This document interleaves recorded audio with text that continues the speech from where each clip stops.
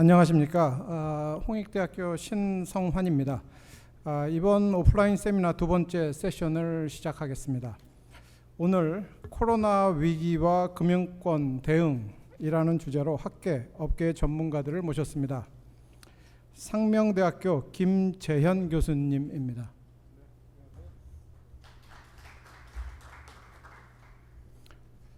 하나금융경제연구소 정중호 소장님입니다.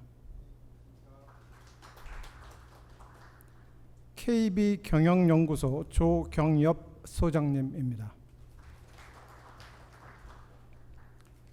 NH금융연구소 송두한 소장님입니다. 한화자산운용 박용명 부문장님입니다.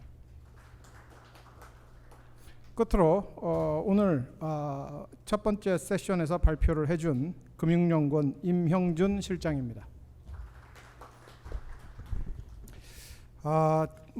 드릴 질문이 굉장히 많은데 시간이 허락하는 범위 내에서 제가 질문을 드리도록 하겠습니다. 첫 번째 파트는 코로나와 경제 전반에 관한 사항들입니다. 그래서 이번 코로나 상황과 관련해서 키워드 두 개를 꼽는다 그러면 첫 번째는 역대급 실물 경제 충격이고요. 두 번째는 이해하기 어려운 디커플링입니다. 그래서 역대급이란 얘기는 최근에 세계은행이 전망했듯이 2차 세계대전 이후 최악의 성장률인 마이너스 5.2%라는 세계 경제 성장률을 세계은행이 전망을 했습니다. 29년도 대공황 때보다는 낫지만 2008년도 금융위기보다는 더 안 좋은 숫자들입니다. 두 번째 디커플링 관련해서는 그럼에도 불구하고 지금 현재 금융시장의 모습은 실물 경제를 보면 도저히 이해하기 어려울 정도로 상당 수준 회복되어 있는 상황입니다. 그래서 그 원인에 대해서 여러 의견이 있지만 예를 들어서 MIT에 있는 앤드루 로 교수의 주장은 금융위기나 대공황 같은 경우에는 일반 사람들이 도저히 이해할 수 없는 소위 얘기하는 unknown 이게 불확실성인데 도대체 뭐가 뭔지도 모르겠고 언제 회복될지도 모르겠고 이게 어디로 가는지도 모르겠던 그런 상황이었다면 이번 코로나 상황은 known unknown의 상황이라 많은 사람들이 이 금융시장에 대해서 비교적 낙관적 견해를 갖는 것 아니냐. 즉 많은 사람들이 언제가 될지 모르겠지만 코로나 치료제나 백신이 어느 정도 개발되는 시점에서 경제가 굉장히 강한 반등을 할 거라는 기대감 때문에 이런 디커플링 현상이 나타나는 것 아니냐 이런 생각을 가지고 있는데 그러나 어쨌든 지금 현재 이런 디커플링은 지속 가능하지 않습니다. 금융시장이 실물경제 쪽으로 갖다 붙던 실물경제가 강하게 반등을 하면서 인플레이션을 수반을 하면서 금융시장 쪽으로 갖다 붙던 둘 중에 하나 현상이 언젠가는 나타날 거라고 보고 있는데 이런 부분들에 대해서 간략히 지금 패널리스트 분들께 질문을 드리겠습니다. 첫 번째는 세계 경제 및 국내 경제입니다. 우리나라의 경우 다른 나라에 비해서 이번에 최소한 경제 성장률 측면에서 보면 상당히 선방을 하고 있는데 우리나라가 그런 주요 국가들과 비교해서 이렇게 선방을 했던 이유가 무엇이라고 생각을 하는지 송두한 소장님께 여쭙겠습니다.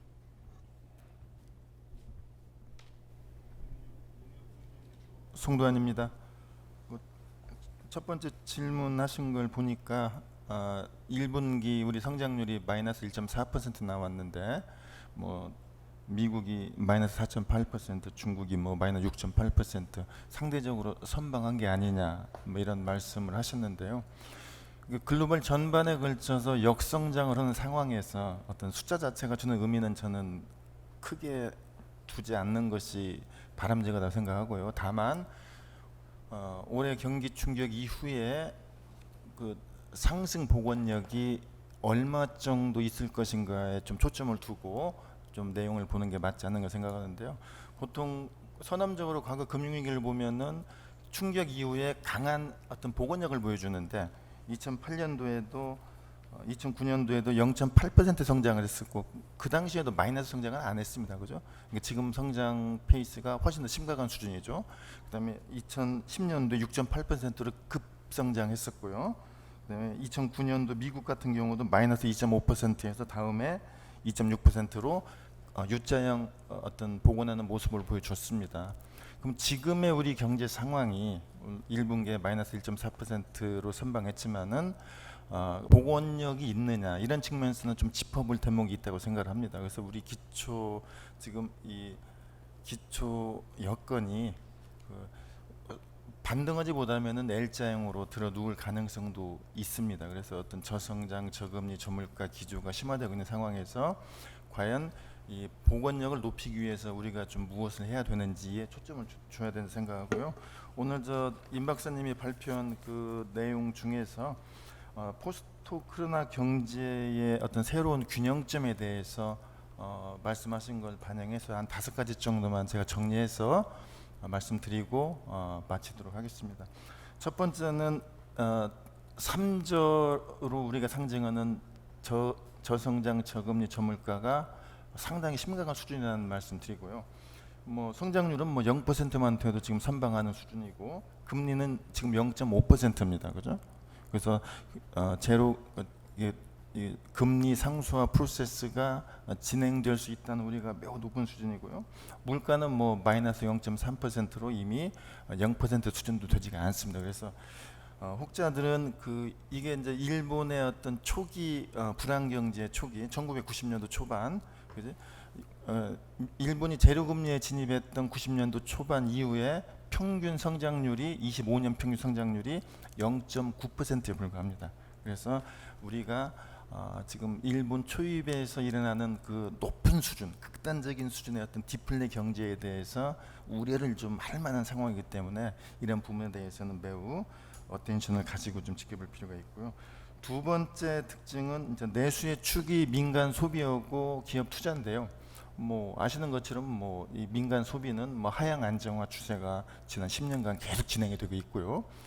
더 우려스러운 것은 이제 기업 투자 부분인데요. 기업 투자가 2017년 이후에 역성장 사이클에 들어갔습니다. 뭐 가계부채처럼 어떤 총량이 주는 게 매우 어려운 지표인데 2017년 이후에는 꺾였습니다. 그래서 기업이 불확실성에 대한 투자를 줄이고 그 다음에 내부 유보를 강화하는 그런 성향들이 더 높아지고 있는데요. 그래서 이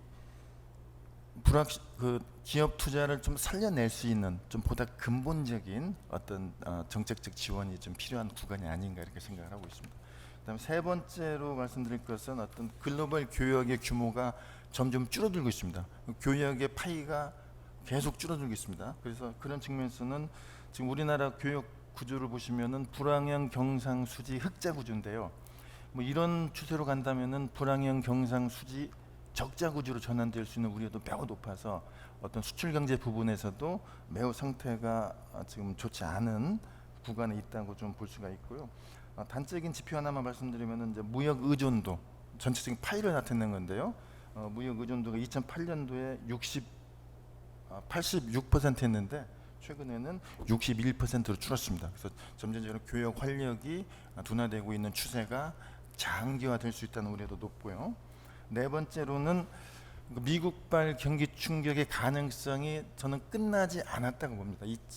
올 2월 달에 미국발 금융 충격이 왔습니다.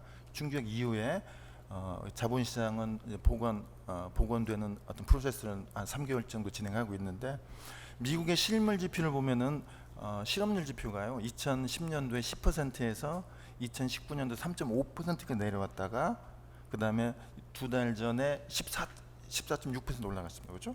이미 2008년 위기 수준보다 실업률이 높습니다. 그러면은 실물이 깨지는데 그 자본시장 지표가 계속 간다는 것은 이게 버블이거든요. 그래서 버블이 생성과 확장, 소멸 주기가 있는데 미국 경제가 하반기 들어서는 버블 조정 사이클에 들어갈 가능성이 높기 때문에 위기는 지금도 진행형이다 이렇게 보는 게 저는 맞다고 생각을 합니다. 그래서 하반기에는 자산 실물 부분의 어떤 버블 조정 사이클이 진행될 가능성이 있어서 매우 좀 우리가 좀 우려되는 상황이다 말씀드리고, 마지막으로는 이제 구조조정 관련돼서 제조업 구조조정, 그다음에 언택스 산업의 육성은 우리가 구조적으로 실업을 수반할 수밖에 없는 산업 구조의 재편입니다. 따라서 제조업 비중이 중국과 우리나라가 거의 30% 수준은 높습니다. 그래서 선진국 경제로 가기 위해서는 이 제조업 비중이 줄어들 수밖에 없는 그런 구조인데요. 그래서 이 전환 과정에서 어떤 만성적 실업 위험이 장기화될 가능성이 높기 때문에 이런 실업 위험에 대해서도 지금부터 좀 정책 대안을 마련해서 준비를 잘할 필요가 있다고 생각합니다. 일단 첫 번째 질문은 이 정도로 해서 마치도록 하겠습니다. 예, 감사합니다. 혹시 여기 계시는 다른 패널 분들, 특히 임 실장님께서 언제든 추가하시고 싶으신 말씀이 있으시면 언제든 말씀을 해주셔도 좋습니다. 혹시 국내 경제 상반기 하반기 올해 상반기는 이제 거의 끝났으니까 올해 하반기 상황에서 국내 경제에 대해서 혹시 추가로 하실 말씀이 있으신지 조경엽 소장님께 여쭙겠습니다. 네, KB 경영수 조경엽입니다. 전망 정말 어려운 걸 저한테 질문 주셨는데요. 저희가 그냥 편하게 말씀드리면 지난 3월쯤 코로나가 시작됐을 때 저희 어느 회사나 마찬가지일 겁니다. 저희 그룹 내에서도 또 저희 연구소가 전망이나 이런 부분, 또 위기가 어떻게 진전될 것이냐라는 것을 사스, 메리스 글로벌 위기에 비교해서 다 했습니다. 어느 연구기관에 똑같을 겁니다. 그 당시에 제가 솔직히 말씀드리면 실물 위기가 올 것이고 그 수치로 확인되는 지표 확인이 되면 한 번 더 충격이 올 거고, 어떤 분들은 대공황 비슷해질 것이다라는 게 여기 계신 분들 충분히 아실 거예요. 근데 어떻게 이렇게 갑자기 V자 회복과 특히 증권 시장이라든가 이 자본 시장의 회복이 이렇게까지 될 줄 누가 예측할 수 있었을까요? 근데 지금 우리 신 교수님 저한테 질문을 주셨는데요. 저는 몇 가지 좀 질문이라고 볼까요? 이 답에 할 수 있는 것들의 것에 제가 갖고 있는 질문이 몇 가지가 있습니다. 첫째는 코로나 이후 이렇게 많이 풀린 유동성이 해소되거나 또 이 유동성이 혹시 버블을 일으키지는 않겠나, 나중에 어쨌든 해소돼야 될 것이니까요. 그때 어떤 영향을 줄 것이냐라는 질문이 있을 수 있고요. 또 한 가지는 지금 미중 패권 대결에 대해서 상당히 봉합될 것이다, 또는 이거는 근본적인 투키디스 함정이다, 여러 가지 해석들을 하고 있는데 아직 그 부분에 대해서 저도 판단하기 좀 이른 것 같습니다. 어느 정도 생각은 있습니다만은 말씀드리기 어려운 부분이 있고요. 미중 대결이 과연 어디까지, 어떤 정도로, 어떤 강도로 될 것이냐. 지금 시진핑과 트럼프의 양쪽의 어떤, 특히 트럼프 대선을 앞둔 이런 부분이 강한 거냐, 정말 크게 하면 큰 싸움을 벌일 거냐, 이런 점이 있고요.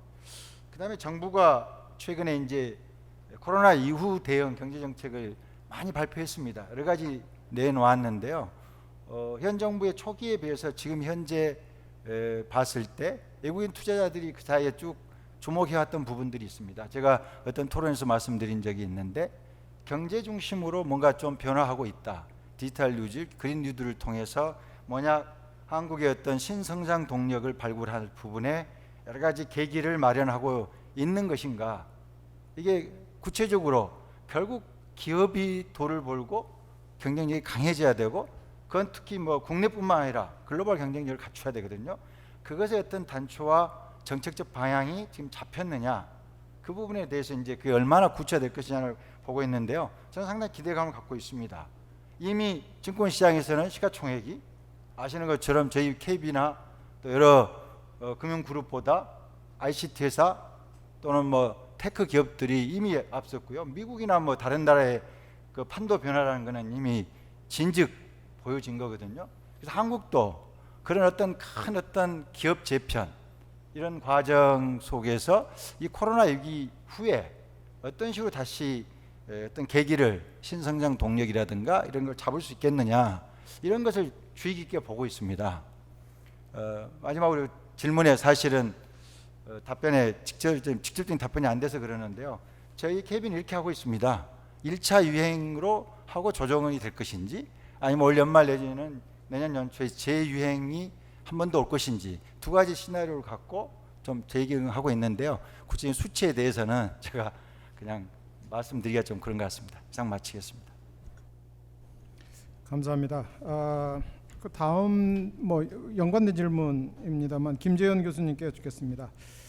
지금 현재 경기 침체와 함께 디플레이션이 올 거다라는 우려가 있는 반면에 또 다른 의견은 뭐 비교적 중장기적이긴 하지만 과도하게 풀린 유동성 때문에 결국 인플레이션을 피하기 어려울 거다라는 의견도 지금 같이 있는 상태입니다. 그래서 디플레이션과 인플레이션의 우려가 공존하고 있는 상황인데 이 부분에 대해서 어떻게 보시는지요? 네, 3위대 김재현입니다. 지금 뭐 앞에 사회자 우리 신성환 교수님부터 시작해서 두 분 모두 어떻게 보면 이제 지금 하신 질문을 다 함의하는 말씀들을 다 하셨어요, 답을. 근데 뭐 이게 거시 전망이라는 게 굉장히 어렵긴 하지만 두 가지 예를 들면 인플레, 디플레, 스태그플레이션까지 언급했을 때 세 가지로 꼽으라 그러면은 가장 그 보수적이고 안정적으로 꼽으라 그러면 아마 디플레이션 쪽으로 일단은 단기적으로 좀 일어나지 않을까라는 생각이 듭니다. 뭐 여러분 잘 아시겠지만 이미 1, 4분기에 지금 마이너스 1.4% 성장을 했고, 근데 이게 아직 코로나 19의 영향을 지금 충분히 반영한 것도 아닙니다. 그래서 2, 4분기를 우리가 좀 더 지켜볼 필요가 있는데, 뭐 대규모 재난지원금이 많이 풀리긴 했지만 이런 유동성들이 단기간에 어떤 뭐 이 물가를 끌어올 정도로 이렇게 보기는 어렵다는 거죠. 디플레이션 소폭이라도 그 디플레이션이 일어난다면 그 근거는 일단 이런 것 같습니다. 우리 경제가 이미 이제 침체기에 좀 들어왔다는 거죠. 뭐 코로나 때문에 우리 경제가 지금 뭐 망가진 것처럼 이렇게 약간 오해가 될 수 있는데, 그 이전부터 지난 3년간 우리나라 경제 성장률을 보면 3.2%, 2.7%, 2.0%식으로 지금 이제 가파르게 하락세를 이미 탔던 거고, 그 이유에 대해서는 뭐 여러 가지 우리나라의 뭐 샌드위치적인 어떤 위치랄까, 그리고 이제 소득 주도 성장 등으로 해서 이제 경제 패러다임이 이제 바뀌면서 거기에 대한 어떤 단기적인 어떤 조정 기간도 이제 필요한 거고요. 그리고 임금 상승과 규제 강화 등 같은 좀 기업으로 봤을 때는 이제 기업하기 좀 어려운 환경, 뭐 여러 가지가 있을 것 같습니다. 대외적으로 보면은 이제 실질적으로 이제 유가 하락이 굉장히 영향이 크죠. 제가 기억에 2008년인가 그때가 유가가 배럴당 140달러까지 이제 이르렀던 그런 기억이 있는데, 그게 뭐 그 뒤에 금융위기나 이런 거에서 이제 겪으면서 이제 춤을 추다가 지금 20달러 선까지 이제 떨어졌죠. 미중 간의 무역 분쟁이라든지, 그리고 러시아하고 사우디 간의 또 어떤 그런 갈등, 이런 가운데 갔다가 지금 한 40달러 이하로 갔습니다. 그래서 당분간 이 유가가 계속 이 정도 수준을 유지하는 어떤 그런 물가 상승 요인은 많이 이제 제거될 거라고 생각을 합니다. 하여튼 뭐 같은 얘기지만 결국에는 주요국의 어떤 그 경기 침체가 무역 의존도가 높은 우리 경제에 이제 좀 악영향을 미치고 있고, 미국은 코로나 국면이 지금 뭐 약간 진정되는 것 같기도 하지만은 이게 또 인종차별 그 시위를 겪으면서 정치적으로 굉장히 이제 불안을 겪고 있고, 중국은 코로나로부터 이제 벗어난 것 같지만은 여전히 슬럼프에 있습니다. 지금 데이터를 봤더니 지난달 경제 성장이 전년 동기 대비 마이너스 3.3% 정도로 이제 성장을 마이너스 3.3% 했는데, 가장 큰 이유가 해외 수출에 있죠. 아시다시피 지금 글로벌 경제에서 홀로 코로나로 벗어나는 것은 별로 의미가 없는 것 같습니다. 거기다가 이제 수입마저도 지금 전년 동기 대비 16.7%로 중국의 소비가 이제 감소했는데, 그거는 뭐냐면 여전히 코로나의 후유증에 지금 뭐 아직 벗어나기 어렵다. 이제 이런 측면을 봤을 때는 이제 어떤 디플레이션 쪽으로 좀 점을 쳐야겠는데, 뭐 앞서 말씀하셨지만 코로나 사태나 이런 걸로 해서 많은 그 어떤 양적 완화 정책들, 그리고 지원 뭐 이런 것들에 대해서 유동성이 지금 많이 있는 상황에서 좀 어느 날 뭐 백신이 딱 등장하면 또 어떻게 될지 모르죠. 좀 한번 두고 볼 필요가 있을 것 같습니다. 네. 네, 감사합니다. 정중호 소장님께 디커플링에 대해서 좀 여쭤보겠습니다. 제가 모두에 말씀드린 대로 디커플링 현상이 나타나고 있는데 실물 경제는 지금 현재 상황이고요. 금융은 항상 미래에 대한 현재 가치입니다. 그렇기 때문에 어느 정도의 디커플링은 당연히 일어날 수가 있지만 지금은 정도가 좀 과한 것 같습니다. 그래서 제가 모두에 말씀드린 대로 이거는 지속 가능하지 않고 어떤 방향으로든 붙을 거다라는 것은 이제 궁극적인 장기적인 얘기고 우리가 예상할 수 있는 이 가시적인 시점 내에 이게 어떻게 마무리될 거라고 생각하시는지요? 예. 제 질문에 대해서 답을 일정 부분 해주신 데다가 어려운 질문을 또 추가를 해주셨네요. 일단 뭐 다들 아시지만 뭐 주가 같은 경우는 굉장히 빠른 속도로 회복이 됐고요. 뭐 다들 아시겠습니다만은 다만 이제 실물 경제 쪽은 뭐 굉장히 뭐 나라별로 좀 다르긴 하지만 극심한 침체 내지는 이제 계속 하락세를 이제 지속하고 있는 그런 상황입니다.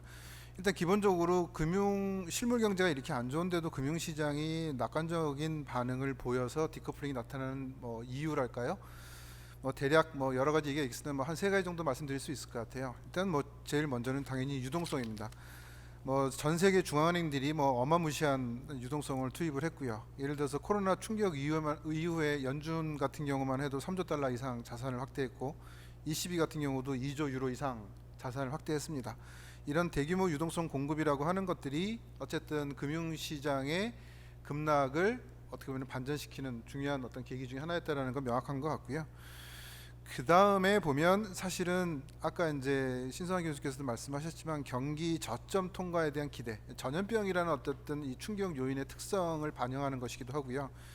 그래서 사실은 최근 실물 경제의 고강도 충격 여파가 있음에도 불구하고 이제 경제 재개 움직임이 맞물리기도 하고 그러면서 아직 충격의 절대적인 강도나 그 레벨 자체는 여전히 심각한 상황임에도 불구하고 뭔가 시장은 그 절대적인 레벨보다는 그 속도나 회복의 어떤 속도나 모멘텀 이런 거에 좀 더 주목하는 그런 패턴들이 여실하게 나타나고 있는 게 아닐까. 그래서 이게 맞물려서 이렇게 본다 그러면 소위 로로 패턴이라고 얘기하는 리스크 온, 리스크 오프. 그러니까 리스크 온이면 이제 어떤 투자 심리 같은 것들, 리스크를 감수하려고 하는 어떤 그런 심리나 행태들이 이제 더 크게 되는 것이고, 거꾸로 이제 안전자산이나 위험 회피 선호가 커지게 되는 걸 뭐 리스크 오프라고 할 수 있을 텐데, 이게 단기적으로 굉장히 반복적으로 나타나는 어떤 이런 패턴들이 사실은 금융 시장에서 이제 많이 확인이 되고 있다라는 생각이고요.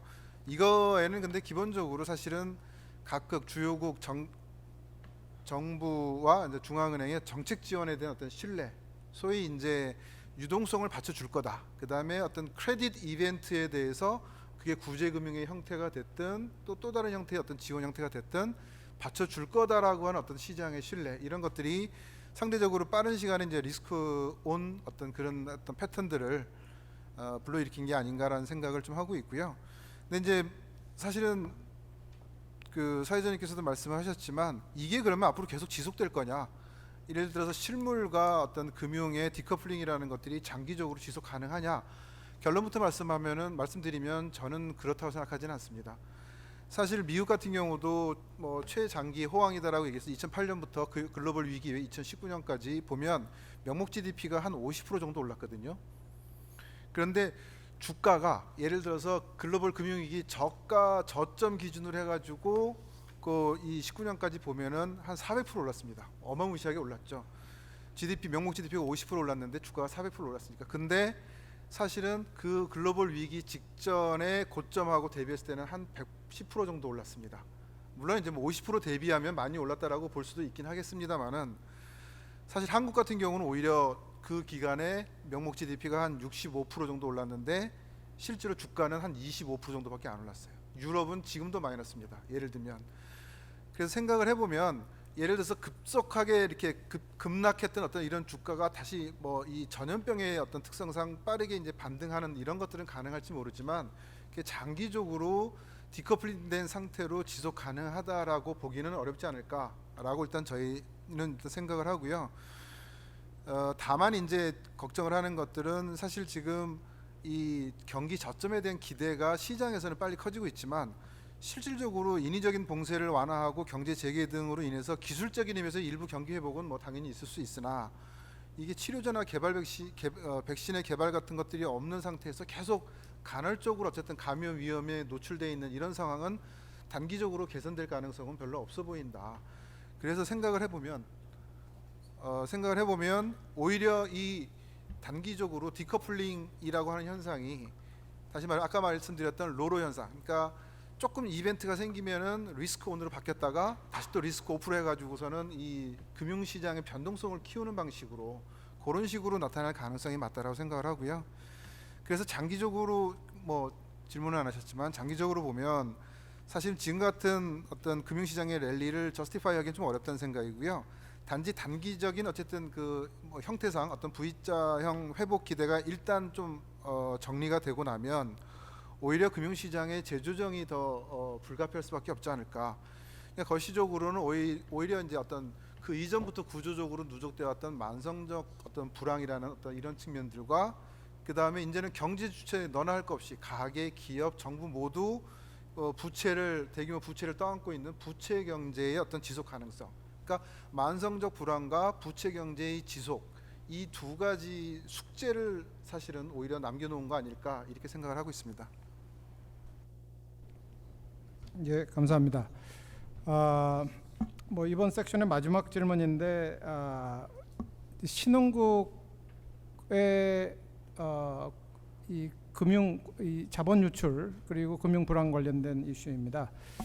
우리나라 같은 경우에는 이제 신흥국으로 분류되기에는 여러 가지 모습이 굉장히 안정적이지만 우리나라도 역시 기축 통화를 가지고 있지 않다는 점에서는 사실은 뭐 러시아라든지 브라질이라든지 이런 나라들과 별로 다르지가 않습니다. 그래서 우리나라와 같은 나라의 경우 과도한 정부의 대응도 정부의 부채를 증가시키면서 자본 유출을 유발을 할 수가 있고 정부의 지나치게 소극적 대응도 국내 경기를 급냉시키면서 이렇게 어려운 상황에서 국내 경기가 급냉하면서 그것 역시 또 자본 유출 가능성을 야기시킬 수가 있습니다. 브라질 같은 경우가 전자에 해당되고 지금 러시아 같은 경우가 후자에 해당된다고 보고 있는데 다행히 전 세계적으로 여러 가지 금융시장의 온기가 조금 올라가면서 최근에 이런 우려가 조금 줄기는 하는 모습이지만 그럼에도 불구하고 예를 들어서 2차 충격이라든지 이런 것들이 올 경우 우리가 신흥국 시장에서의 자본 유출 그거로 인한 국제금융시장에 있어서의 불안 이런 것들을 배제하기가 어려운데 그렇게 될 경우 기축통화를 가지고 있지 않은 우리나라의 경우 우리나라도 분명히 영향을 받을 게 분명한데 이런 것들이 결국 우리나라에 어떤 영향을 미치는지 우리나라 입장에서는 어떻게 준비를 해야 되는 건지 박용명 부문장님께 여쭙겠습니다. 네, 반갑습니다. 하나자산의 박용명입니다. 사실 인류가 가보지 않은 길을 걷고 있는데 그동안 또 우리가 가진 학습 효과들이 워낙 많다 보니까 고민들이 더욱 깊어지는 거 아닌가 싶습니다. 사실 이번 코로나 관련해서 지난 3월에 이제 금융자산 가격이 급락을 했고 또 통화 가치의 변동성을 경험을 했습니다. 심지어 이번 3월에 그 코로나 이후에 신흥국에서 빠져나간 돈이 2008년 금융위기 때보다 4배가 많았습니다. 사실 그렇다고 한다면 우리나라만 예를 들더라도 사실 상당한 환율의 변화가 있었어야 됨에도 불구하고 좀 안정적인 모습이었다는 것은 과거의 학습과 분명히 다른 모습이었다고 생각이 들고요. 또 재밌는 것은 신흥국이라는 게 이머징 마켓 아닙니까? 그러면은 사실 뭐 태양이 떠오르듯이 급격하게 올라가는 국가들인데 그 신흥국이라는 국가에 대한 명칭이 무색하게 올해 지금 IMF는 70년 만에 마이너스 성장을 보일 거다라고 예측을 하고 있습니다. 그러니까 여러 가지가 사실 그동안에 노움이라고 했던 것들하고는 많이 벗어나 있지 않나 이렇게 생각이 들고요. 결국 우리가 신흥국을 염려하는 것은 말씀하신 대로 선진국 대비해서는 뭐 정책 여력도 없고 또 인프라도 부족하고 그다음 산업 자체가 상당히 노동 집약적이거나 내지는 원자재를 팔아서 경제가 영위되는 형태다 보니까 대외 충격이 왔을 때 내부의 취약 요인을 자극할 것이다. 그래서 결과적으로는 더 큰 자금 유출을 통해서 달러의 유동성 부족으로 인해서 위기를 겪게 되지 않겠느냐. 그리고 그것이 확산되지 않겠느냐라는 게 이제 우려의 핵심이 되겠죠. 하지만 사실 중남미가 최근에 이제 그런 모습을 약간 좀 취약한 모습을 보이고 있습니다만은 다행스러운 것은 미국 중심의 선진국 대응이 이번에 V자 반등을 끌어올 만큼 굉장히 적극적이었고 파격적이었다라는 부분, 그런 걸 통해서 이제 글로벌 달러 유동성이 충분히 확대됐고 역시 환율 변동성 부분이 그걸 뒷받침하고 있다. 따라서 일부 좀 전에 사회자께서 말씀하신 주요 이머징 국가보다는 좀 더 좀 국지적인 부분에 서든 스탑은 있겠지만 그게 전이되는 부분들은 좀 염려는 덜어야 되지 않을까라고 1차적으로 생각을 하고 있고요. 사실 앞으로가 이제 문제라고 생각합니다. 지금 리쇼링이라고 해서 제조업을 국가로 끌어들이고 있고 또 좀 더 완화된 니어쇼링이라고 해서 근접 국가로 제조업 국가를 이동시키고 있고 또 그렇게 되다 보니까 이제 기존에 우리가 예상했던 서플라이 체인이 훼손이 될 것 같습니다. 그럼 그 방향성이 어떻게 될 것이냐 여부가 굉장히 중요할 거라고 생각이 들고요. 그런 부분에 대한 모니터링이 앞으로 좀 더 중요하다 이렇게 생각을 합니다. 우리나라 입장에서는 사실 여러 이제 신문 지상에도 얘기 나오고 있습니다만은 어쩌면 굉장히 좋은 기회를 맞고 있다고 저도 생각을 하고 있습니다. 미중 분쟁이 커지고 있고 사실 패권 전쟁이라고 하지만 결국은 뭔가 기존의 기득권을 지키기 위한 전쟁이라고 봐야 되고 그 이면에는 전 세계 경제가 다극화되고 있다라고 봐야 될 것 같습니다. 그런 면에서 최근에 이제 홍콩이라든가 런던의 기존의 그 국제 금융 도시의 위상들이 굉장히 흔들리는 모습만 보더라도 이제 그런 예가 될 수 있는데 그런 게 역시 우리에게는 기회로 좀 맞이해야 될 준비가 더 필요하지 않냐 생각이 들고요. 투자자 입장에서는 최근에 단기 V자 반등은 좀 전에 정 소장님도 여러 가지 분석을 해주셨습니다만은 가장 큰 건 유동성으로 생각을 하는 게 맞을 것 같습니다. 하지만 또 다른 시각도 한번 가질 필요가 있지 않나라고 생각이 드는 게 사실 최근 전 세계는 정보통신이 지나치게 발달했다고 봐야 될 것 같습니다. 제가 그 흑인 그 플로이드인가요? 그 사망 그 동영상을 제가 그렇게 TV를 자주 보지는 않지만 10번을 넘게 본 것 같아요. 볼 때마다 제가 느끼는 감정은 여러분과 다르지 않고 또 미국의 이제 그 상점들이 약탈당하고 있고 코로나는 뭐 죽어나가는 사람들이 계속해서 SNS를 통해서 퍼지고 있고 결국은 어쩌면 과거 같으면 그렇게 반복적으로 노출되지 않을 단기적인 뉴스들에 우리가 굉장히 집착을 하게 되었지 않나라고 생각이 들고 장기적으로 보면은 우리가 중국이나 인도 이런 거대 빈국 엄청난 인구를 가진 거대 빈국들이 사실 이제 세계 경제 성장의 게임에 들어온 초입인 시점인데 20년 뒤에 돌아다 봤을 때 그게 단순히 코로나에 대한 반등이 아니라 1900년 초반에 미국이 이제 부상했던 때라든가 아니면 냉전 시대였던 1950년, 60년에 독일과 일본이 부상하면서 전 세계 금융시장이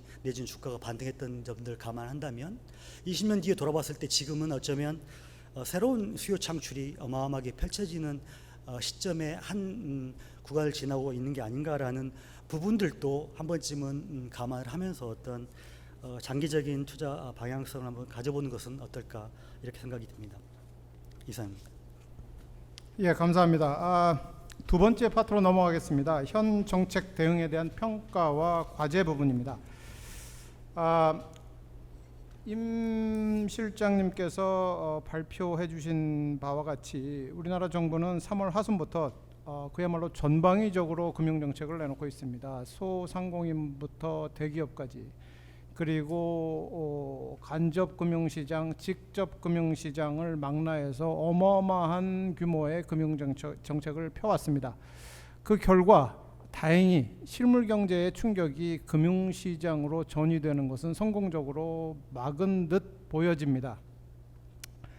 문제는 금융시장에서 펑크나는 부분들은 상대적으로 정부가 메꾸기 쉬운 반면에 실물경제에서 펑크나는 부분들은 정부가 메꾸기가 매우 어렵습니다. 가장 큰 이유는 실물경제에서 누가 얼마나 손실을 받는지, 특히 이것이 소상공인 중소기업 쪽으로 가면 아무런 데이터가 없습니다. 그렇기 때문에 정부가 쏟아붓는 돈이 필요한 사람에게 전달되도록 하는 것이 매우 어렵고, 현실적으로 보면 그 과정에서 많은 누수 현상이 발생할 수밖에 없습니다. 그런데 만약에 지금 현재와 같은 상황이 지속된다면 어떻게 할 것인가 하는 부분을 우리가 생각하지 않을 수가 없습니다. 그 관점에서 정중호 소장님께 여쭙겠습니다. 지금까지 정부가 했던 정책들, 특히 소상공인, 중소, 중견기업 대책과 관련해서 장기전으로 간다고 생각하고 준비해야 할 사항들이 있는지, 만약에 장기전으로 간다 그러면 어떤 정책적 수정을 해야 되는 건지 혹시 생각하시는 부분이 있으시면 말씀 부탁드리겠습니다. 예. 오늘 질문이 계속 어려운데요. 일단 사실은 소상공인이나 중소 중견기업들에 대한 피해 보전이나 일종의 구제 금융을 제공해 주는 건 사실은 불가피할 뿐만 아니라 어떻게 보면은 정부 본연의 역할 중에 하나라고는 생각을 합니다. 그거에 대해서 반론을 제기할 여지는 별로 없다고 생각을 하고요.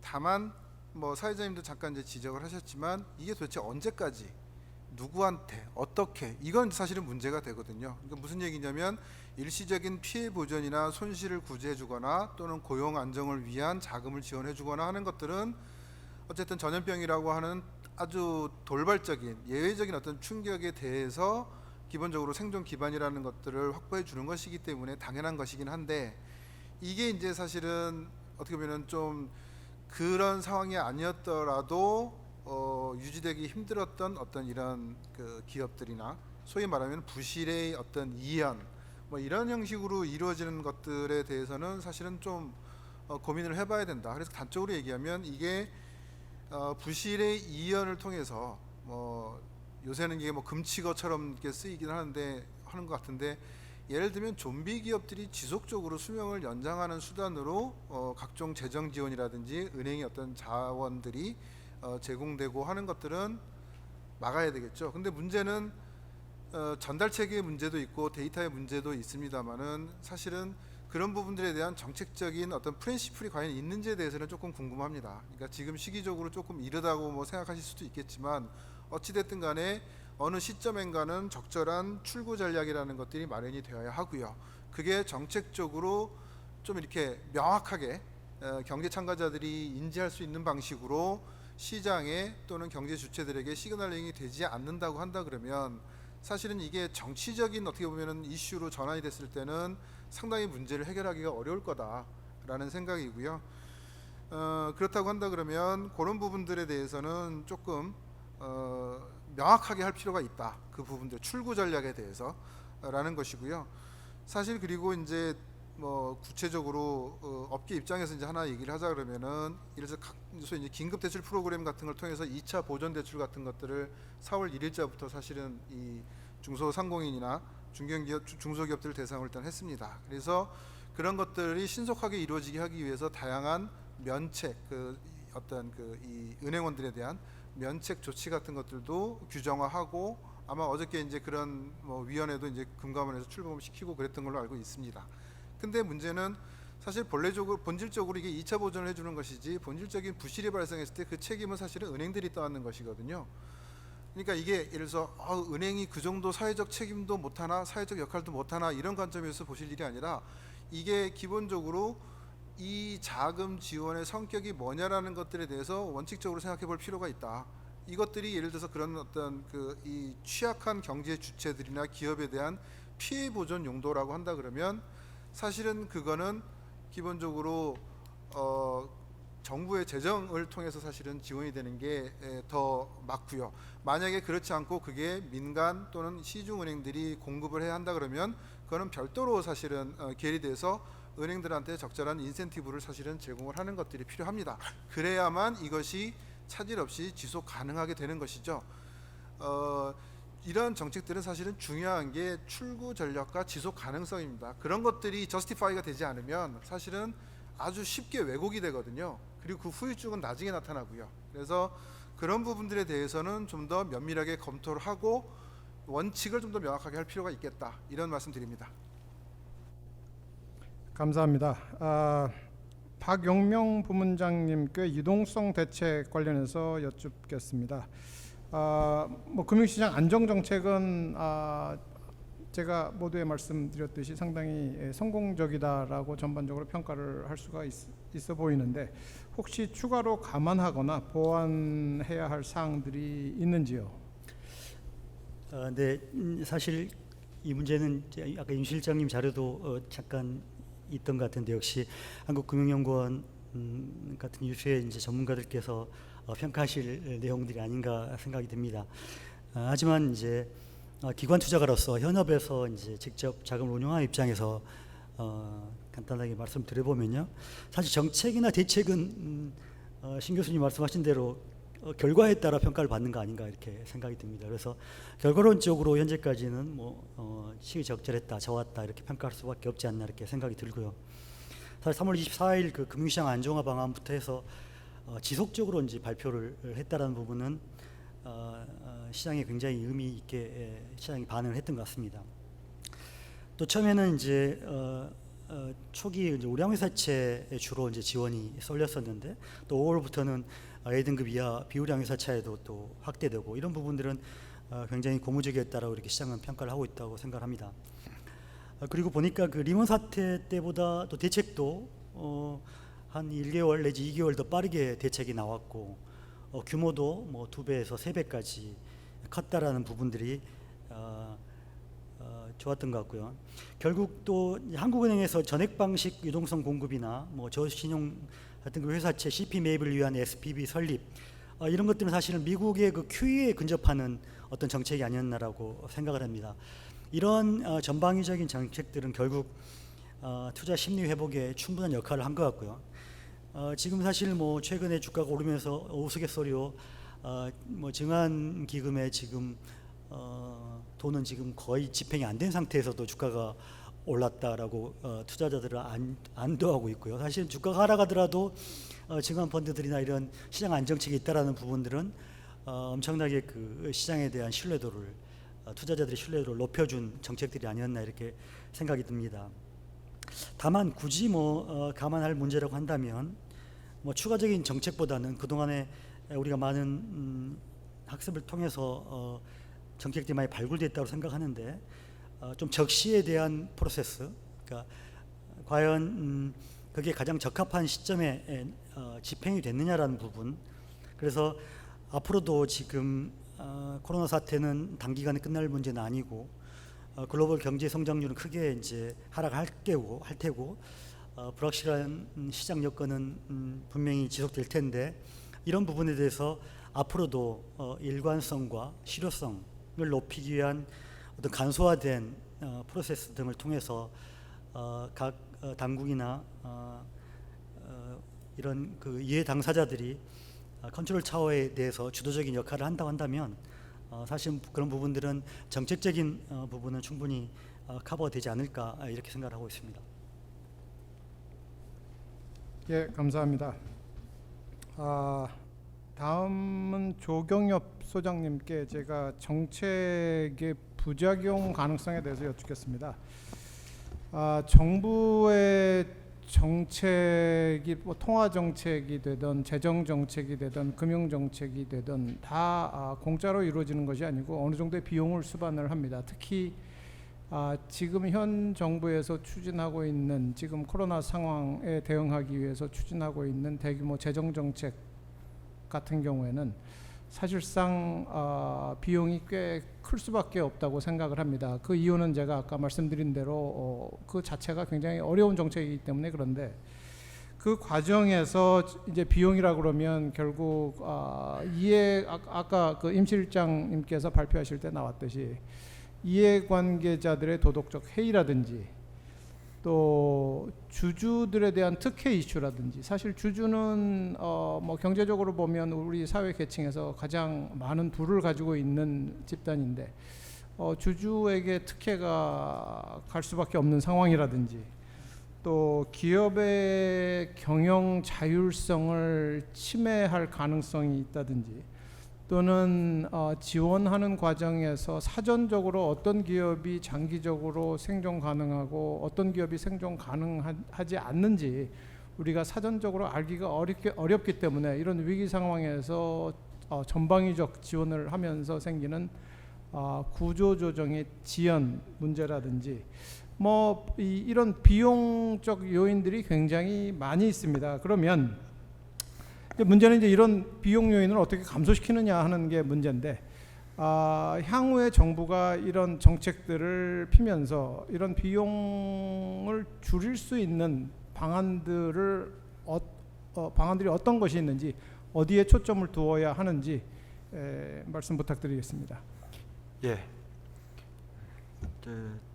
교수님께서 중요한 어떤 뭐랄까 이 정책 지원 과정에서 나타날 수 있는 어떤 그 꼭지에 대해서는 대부분 다 설명을 많이 좀 말씀을 해주신 것 같고요. 그 부분에 제가 구체적으로 이렇게 말씀드릴 부분도 있겠지만 제 생각이 이렇습니다. 현재 정부가 기본적으로 각국이 어느 나라가 사실 돈을 더 많이 쏟아붓느냐 경쟁할 정도로 급속하게 또 대량으로 이렇게 유동성을 쏟아붓고 있기 때문에 어느 나라가 뭐 더 잘하고 있느냐 못하고 있느냐 문제가 아닐 정도로 우리나라도 불가피한 측면이 있었다고 생각합니다.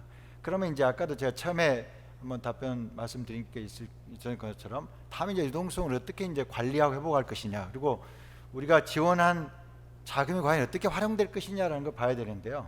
저는 두 가지 측면이 있습니다. 소상공인이나 자영업자는 생존의 문제입니다. 왜냐하면 고용도 있고 뭐 다 어쨌든 소득의 문제가 있기 때문에 불가피한 측면이 분명히 있다고 보고요. 그러나 대기업이나 중소기업이나 중견기업에 대한 여러 가지 지원책, 여러 가지 기금들도 있고 또 정책자금 또는 뭐 이렇게 민간은행들도 참여하고 있고 금융회사도 같이 참여하고 있는 부분이 있는데, 그 부분에 있어서는 최소한 아까 우리 정 소장님이나 다른 분들께서 말씀하신 것처럼 기업 구조조정 과정에서 저는 사업 재편 또는 산업 재편으로 이어지고 새로운 성장 동력으로 갈 수 있는, 그래서 제가 디지털 그린 뉴딜이라는 이게 화두일 수도 있고요, 슬로건일 수도 있고 경우에 따라서는 그냥 이 정책 방향일 수도 있지만 이 큰 방향으로 밀고 가는 좀 더 구체화되는 것들이 계속 따라와야 된다, 이런 생각을 갖고 있습니다. 특히 그 과정에서 이게 이제 일시적 지원과 장기적으로 어떤 우리가 동력을 발굴하는 부분을 어떻게 구분해낼 것이냐라는 것이 중요하고요. 자, 아까 이미 말씀드린 정책금융과 민간금융이 어떻게 조화롭게 할 것이냐. 정책금융을 하다 보면 어찌됐든 아까 좀비기업 얘기도 나오고 진짜 앞으로 결국은 글로벌 경쟁력을 우리나라 기업과 중소기업들, 부품 소재기업이 확보할 것이냐의 문제인데, 구체적으로 시장에 가서 또 현장에 가서 보면 여러 가지 다른 점이 있을 수 있습니다. 전달 책임 문제도 나왔고요. 그런 부분이 훨씬 더 정교하게 진행돼야 될 것 같고요. 특히 시장적 구조조정이라는 측면에서 이거는 늘 고민해서 정책이 진행돼야 할 것 같습니다. 그냥 이렇게 두루뭉술하게 답변 드린 것 같은데요. 저는 다른 측면에서 한 가지 말씀드리고 싶은 게, 이번에 시장에서 동학개미운동이 있었습니다. 저는 진짜 아주 유심히 이걸 지켜봤는데요. 이번에 들어온 30대, 주로 30대라고 합니다. 3040 세대가 반드시 이번에는 성공해야 된다는 생각을 가졌습니다. 왜냐하면 이들은 뭐 여러 가지 분석들이 있지만 부동산에서 이제 바로 진입할 수 없는 여러 가지 것 때문에 어떤 경우든 지금 시장에 들어왔는데 대단히 스마트한 투자를 했고요. 새로운 산업 변화, 재편, 국내뿐만 아니라 해외 어떤 변화에 어떻게 보면은 대응했다고 그럴까요? 거기에 대응해서 투자를 해서 상당한 지금까지 성과를 냈는데요. 여기에 참여한 이 젊은 세대들, 자본시장의 새로운 세대가 반드시 성공하고 이들의 어떤 동력이 앞으로 우리나라의 어떤 신성장도 벤처기업, IPO 또는 다른 어떤 새로운 산업의 어떤 뭐 주주로서 활성화할 수 있고요. 또 투자자로서 이렇게 될 수 있는 그런 것이 될 수 있고 그것이 정책적으로 작동하고 그런 정책들이 기업에 어쨌든 먹혀들고 기업이 거기에 따라서 움직이고 결과적으로 우리나라의 많은 중소기업, 벤처기업들이 글로벌 경쟁력을 확보할 수 있는 쪽으로 새로운 기업들이 많이 생겨나고 이렇게 됐으면 좋겠다라는 게 제 희망이고 바람입니다. 감사합니다. 혹시 임 실장님 뭐 추가하실 말씀 없으세요? 그러시겠습니까? 예, 알겠습니다. 예, 이게 정책적 이슈라 제가 여쭤봤습니다. 이번 파트의 마지막 질문인데 송도한 소장님께 여쭙겠습니다. 코로나 상황이 계속 이게 진정될 것 같다가 다시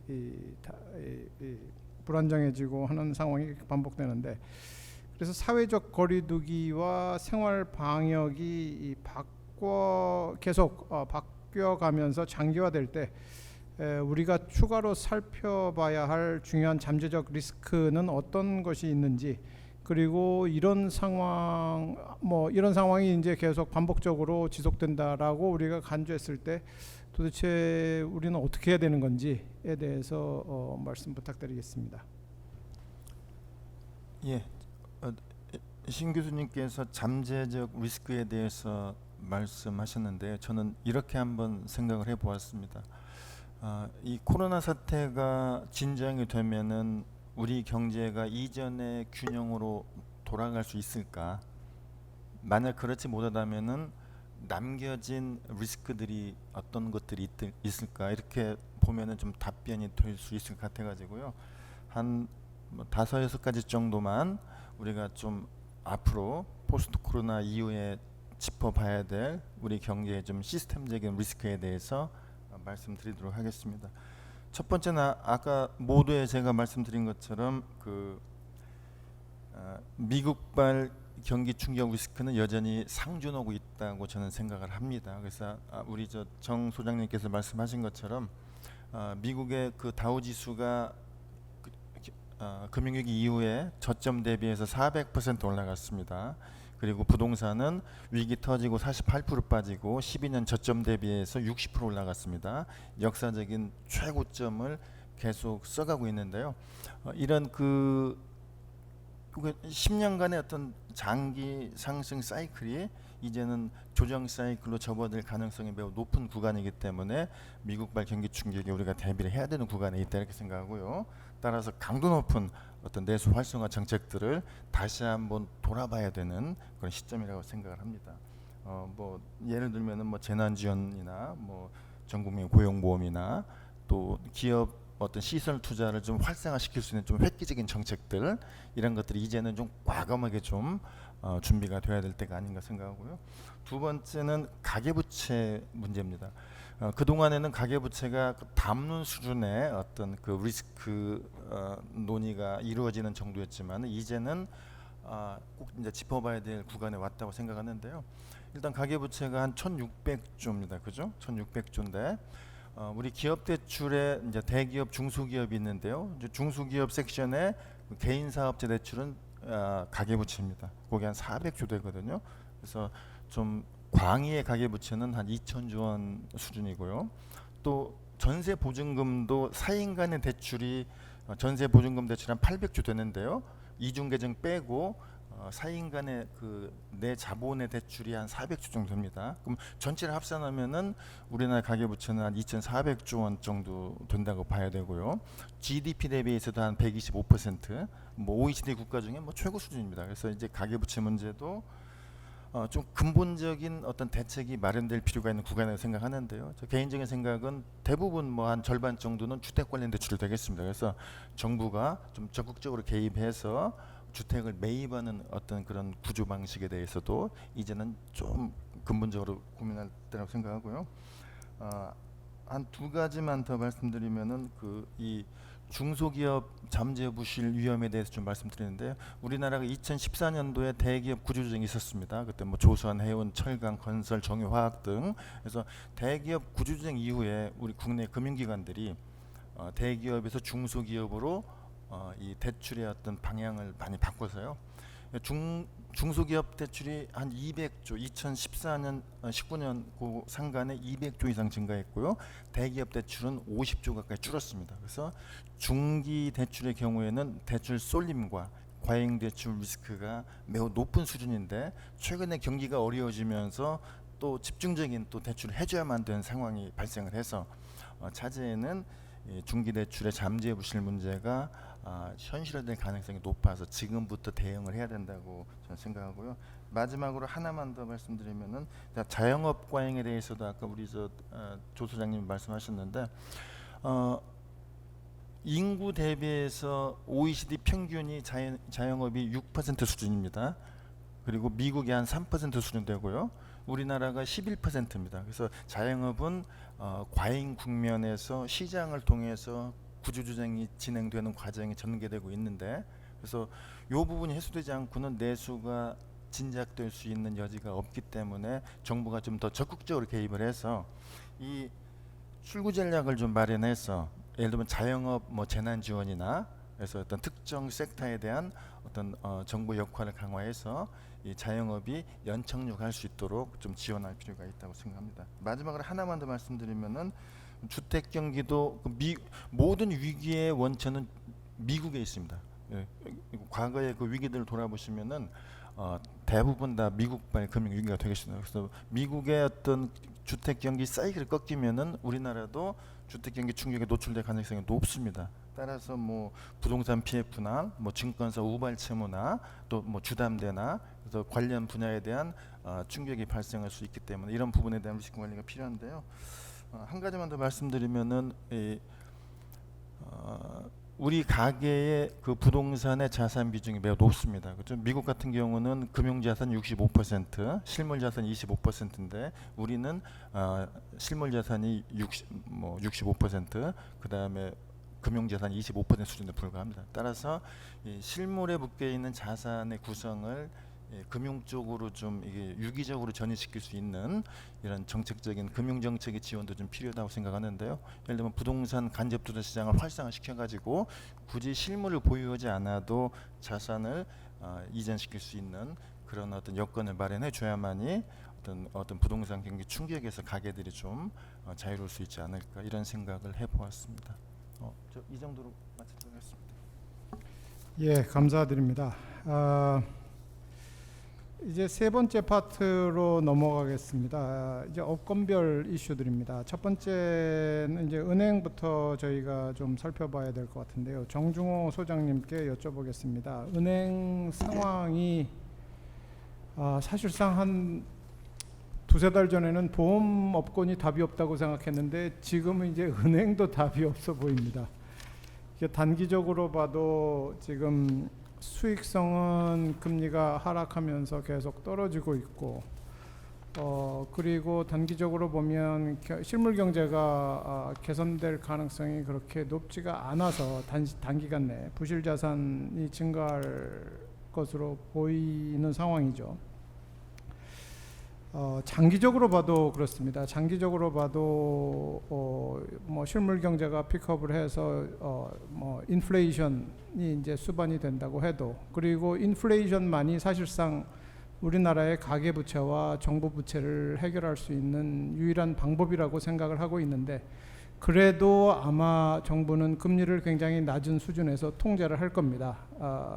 일본이 그랬던 것처럼 그리고 2차 세계대전 때 미국이 전비 조달을 위해서 금리를 인위적으로 컨트롤했던 것처럼 인플레이션이 발생을 해도 인플레이션을 반영한 명목금리가 상승하는 게 아니고 명목금리는 비교적 낮은 수준으로 유지가 될 가능성이 높다고 보여져요. 그러면 결국에는 인플레이션도 사실은 낮은 금리와 인플레이션은 은행 입장에서 보면 그렇게 우호적인 환경이 아니거든요. 그러면 도대체 이런 상황에서 은행은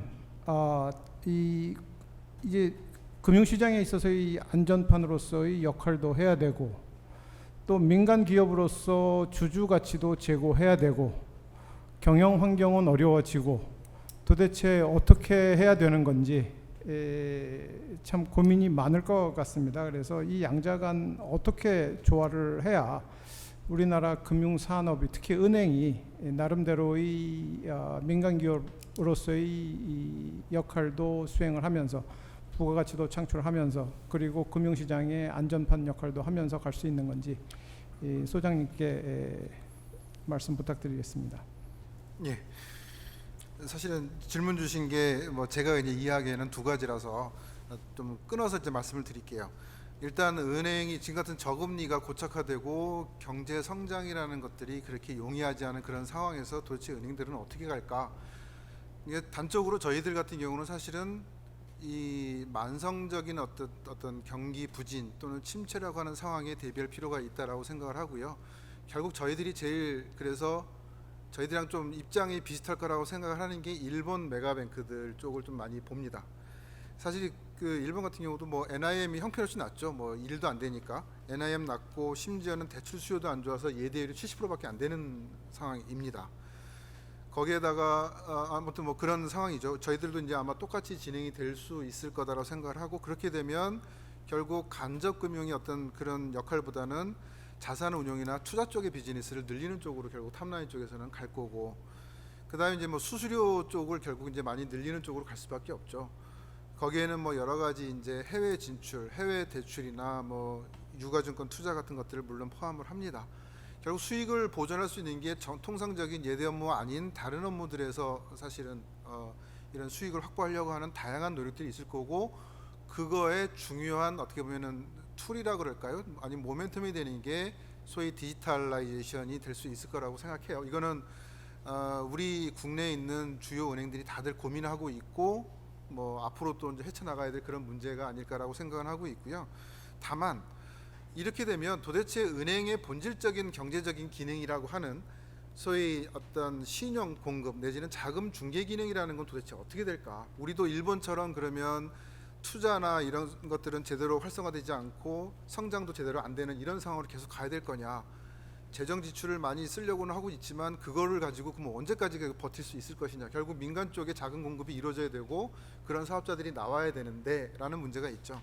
거기에 사실은 주주가치, 은행 같은 경우 주주가치와 공공성 이 두 가지 문제를 어떻게 조화를 할 거냐라는 이슈가 이제 두 번째로 이제 연결되는 거라고 생각을 하는데요.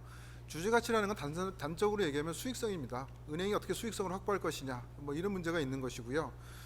그 다음에 이제 공공성이라는 것들에 대해서 한번 원론적으로 생각을 해볼 필요가 있는데, 뭐 교과서적으로 얘기하면 자원 배분의 효율성인 겁니다. 그러니까 기본적으로 그 자금을 필요로 하는 곳에 저축과 투자의 중개를 해주면서 자금이 필요한 좀 더 효율적인 부분에 자금을 중개해주고 신용을 공급함으로써 경제의 효율성과 생산성을 높이고 그게 어쨌든 소득 창출 메커니즘을 통해서 경제 시너지를 내는 이런 형태가 될 거고요. 근데 금융기관이 하는 그 자원 배분의 효율성을 달성하는 수단 중에 또 하나는 구조조정입니다. 다시 말해서 기본적으로 부실하거나 또는 적어도 경제적으로 효율성이 떨어진 그런 기업이나 경제 주체들을 어쨌든 그 라운드에서는 어쨌든 조금 정리를 하고 퇴출을 시키는 이런 기제들을 통해서 경제 효율성을 높이는 그것이 광의에서의 어쨌든 자원 배분의 효율성이다라는 거라고 저는 생각을 하거든요. 그리고 그런 어떤 과정에서 나타나는 어떤 손실의 어떤 흡수 역량 이런 것들이 은행의 어쨌든 그 어떤 순조로운 자원 배분 기능을 위해서 필요한 것이고 결국 이런 은행의 소위 어떤 손실 흡수 장치로서의 역할을 위해서도 일정 정도의 안정적인 수익성 확보라는 것들이 국민 경제적으로 바람직하다 이렇게 말씀드릴 수 있을 거예요.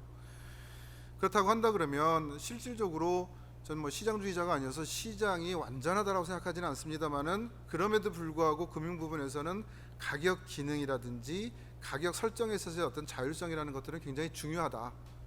그런데 현실적으로 다양한 어떤 금융 부분에 여러 가지 이유가 있긴 합니다만은 수수료와 관련된 여러 가지 규제들이 있습니다. 사실 대출 금리 같은 경우도 모범 기준이나 이런 걸 통해서 이제 규율을 하고 있고요. 그러니까 이런 부분들이 사실은 일정하게 수익성을 확보하고 충분히 손실 흡수 역량을 갖추는데 과연 플러스가 되는 것인가 라는 문제들, 이런 문제들에 대해서는 좀 고민을 해볼 필요가 있다라고 생각을 하고요. 그러면 그런 부분에 있어가지고 사실은 가격 기능의 자율성을 줬을 때 거꾸로 비 오는 날 우산 뺏고 전당포 영업하지 않느냐라고 하는 것들은 그 문제는 가격 규제로 또 해결할 문제가 아니라 사실은 진입 규제라든지 진입 규제 완화나 경쟁 정책을 통해서 사실은 풀어야 될 일이죠. 그래서 원래 출발점은 좀 다릅니다만은 오픈뱅킹 정책 같은 경우도 사실은 그런 맥락에서 바라볼 수 있을 거라고 생각을 하는 것이고요. 그래서 그런 관점에서 본다 그러면 사실은 이런 이 공공성과 주주 가치가 같이 갈 수 있는 이런 방안들은 제도적으로 얼마든지 마련할 수 있기 때문에 이런 노력들이 필요하다. 그다음에 또 하나 이제 비 오는 날 우산 뺏는다는 얘기를 많이 하지만 이런 부분들은 사실은 이미 오래전부터 많이 얘기된 것들이 있습니다. 미국의 지역 재투자법 얘기도 있었고 아니면 관계형 금융에 대해서 각종 인센티브를 줘서 금융기관한테 그래서 비 오는 날 우산 뺏지 않고 계속 우산을 대주는 게 실질적으로 금융기관한테도 도움이 되거나 이익이 되는 방식으로 다양한 유인 체계를 설계하는 것들은 사실은 수태 얘기 많이 했었거든요. 그러면 그런 것들을 통해서 하는 것이 제도화를 통해서 그런 기능들을 할 수 있게끔 끌어내는 것들이 중요하다. 그래야 사실은 주주 가치와 공공성의 조화 또는 양립 또는 지속 가능성이라는 게 확보되는 것 아니겠느냐 이렇게 생각합니다. 예, 감사합니다. 그 다음은 증권 또는 자본시장 관련된 업종인데요. 박용명 부문장님께 여쭤보겠습니다. 이번 금융시장의 불안정 요인으로서 사실상 가장 중요하게 부각된 기관이 증권사였던 것 같습니다. 그래서 증권사 같은 경우 판매한 상품에 대한 해지를 하는 과정에서 감당하기 어려운 외화 자금에 대한 유동성에 대한 극단적 스퀴즈 현상을 경험을 했다든지 아니면 국내 단기 금융 시장에서의 자금 조달 부분에 있어서의 또 다른 어려움을 겪었던 그런 현상이 나타났는데 국내 대형 IB들 그리고 더 나아가서 금융투자업계에서 이런 국내 금융시장의 안정 측면에서 이런 종류의 리스크에 효과적으로 대응하기 위해서 어떤 점들이 보강되어야 하는지 말씀 부탁드리겠습니다. 네, 어쩌면 우리나라를 막론하고 전 세계를 보더라도 금융 발전의 필수 조건 중에 하나가 저는 개인적으로 역사, 즉 시간이라고 좀 생각을 하고 있습니다. 즉 얼마나 그 축적된 경험을 가지고 있느냐가 결국은 어떤 발전의 가장 중요한 거 아닌가 이렇게 생각을 하는데 누차에 우리 언급됐습니다만은 이례적인 시장 변동성, 물론 1987년에 블랙먼데이보다는 작은 일일 폭이 있었긴 하지만 단기 폭으로 가장 큰 예를 들면 주가 하락을 경험하면서 이번에 발생한 부분에 대해서 금융투자업계는 또 한 번의 이제 경험을 하지 않았나 이렇게 생각을 하고요. 학습을 했을 거라고 봅니다. 결과론적으로 사실 이번 외환시장과 당구 자금시장에서 보인 모습은 블랙스완급 경제 현상에서 단기 유동성 문제가 극대화된 것이다 이렇게 보는 것이고요. 그 핵심은 규모였습니다. 그러니까 상당히 규모가 커져 있었던 거죠. 자, 이럴 때 이제 리스크 관리를 어떻게 할 것이냐. 다들 아시겠지만 가장 쉬운 리스크 관리 방법이 있습니다. 감독 당국은 규제를 하고 금융기관은 내부 리스크 기준을 상향하면 되는 거죠. 그럴 때 그렇게 됐을 때 그러면은 자본시장의 발달은 어떻게 될 것인가?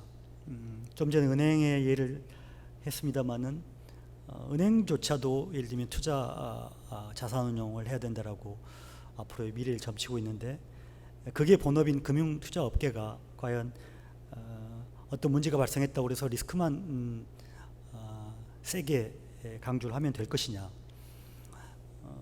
아시다시피 금융시장은 여러 산업 중에서 혁신성이 가장 강한 곳 중에 하나입니다.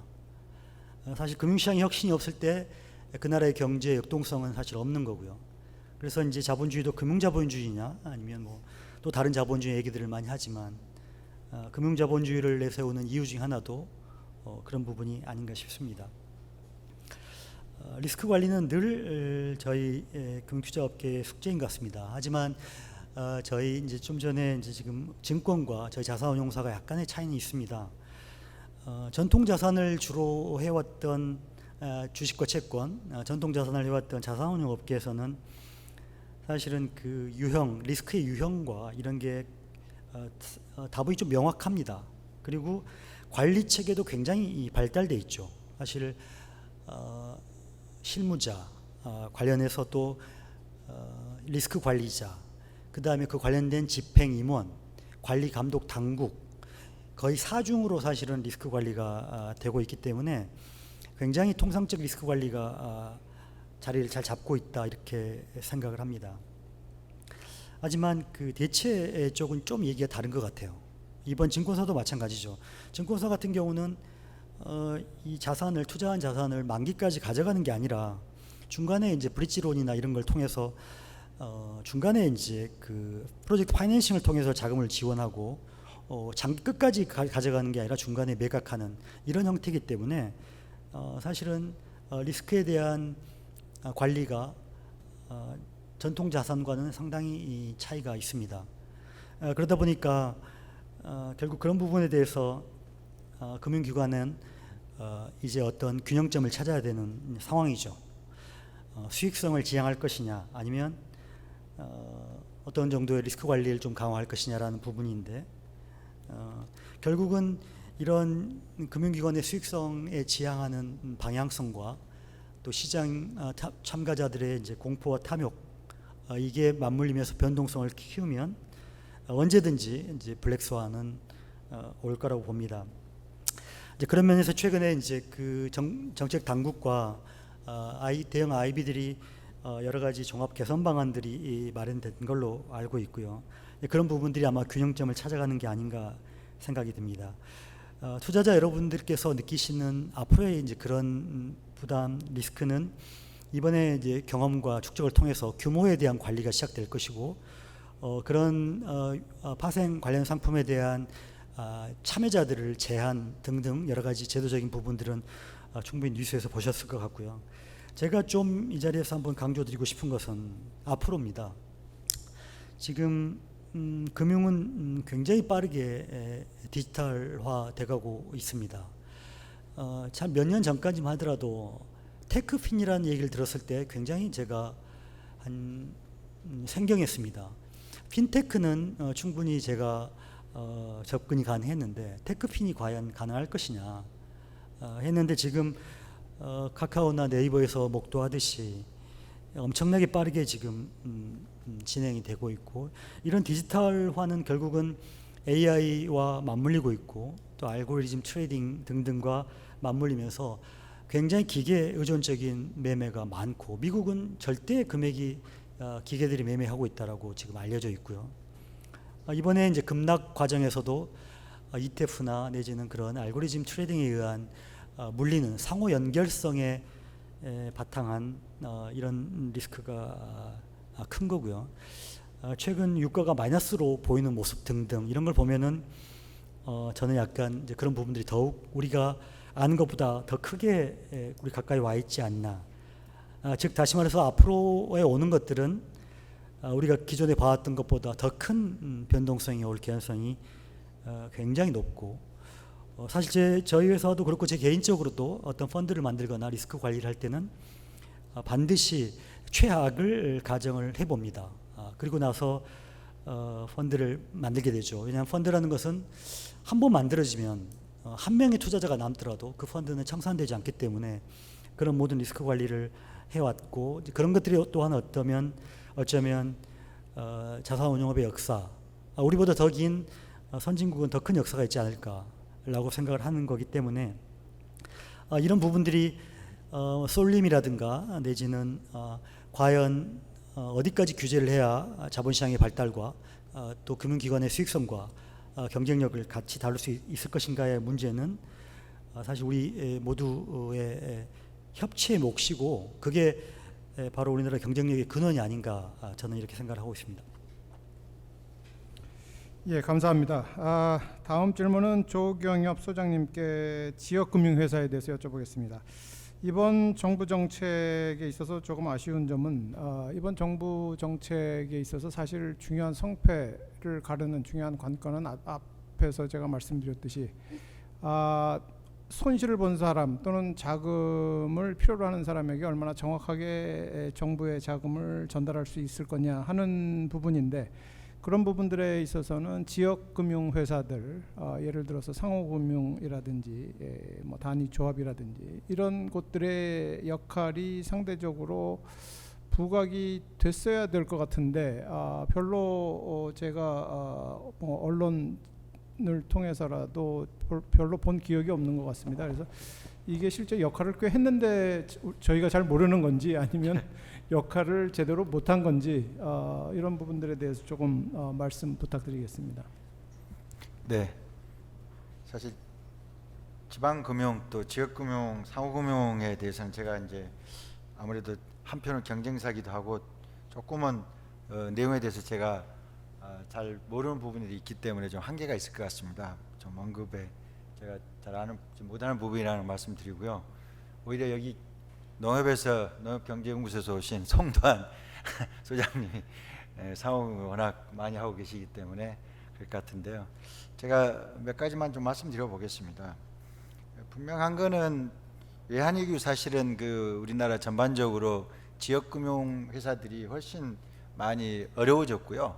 그 후로 이제 위축된 것은 현실인 것 같습니다. 지금 아까 신 교수님 말씀하신 대로 이제 앞으로 제로금리 시대가 된다든가 여러 가지 인구학자들이 얘기하는 인구 변화를 봤을 때 서울에 비해서 또 광역시에 비해서 지역 또 지방 중소도시에 대단히 어려운 점이 있으리라고는 다 예측 가능한 것 같습니다. 이 부분을 그럼 어떻게 풀어갈 것이냐라는 것이 이제 중요한 거고요. 역시 그렇지만 소상공인뿐만 아니라 특히 중소기업들이 대체로 지역 산업단지라든가 공단이라든가 지역에 훨씬 많이 소재하고 있기 때문에 이 중소기업들이 얼마나 활력을 갖느냐라는 것이 또 관건이 되기도 하는 것 같습니다. 교수님 지적하신 부분에 저는 전적으로 공감하고요. 제가 이번에 이제 이 부분을 잘 조금 몰라서 우리 연구원들한테 좀 얘기해서 몇 가지 좀 해외의 그 지역금융 활성화 정책에 대해서 좀 조사를 해봤습니다. 미국에는 지역 재투자법이라는 게 있는 것 같습니다. 그래서 일정한 규모 이상이 되면 소기업이라든가 지역사회 개발 이런 쪽에 대출을 하는 실적을 보고하도록 돼 있는데 여기 물론 찬반 양론은 있습니다. 일본은 일본금융청에서 2003년에 중소기업 금융 활성화 지역금융기관의 경영 능력 강화를 위한 지역 밀착형 금융 강화 실행 계획이라는 것을 되게 이름이 긴데요. 그래서 지역 금융회사에 대한 지원 정책을 편 적이 있고요. 독일의 경우에도 마찬가지입니다.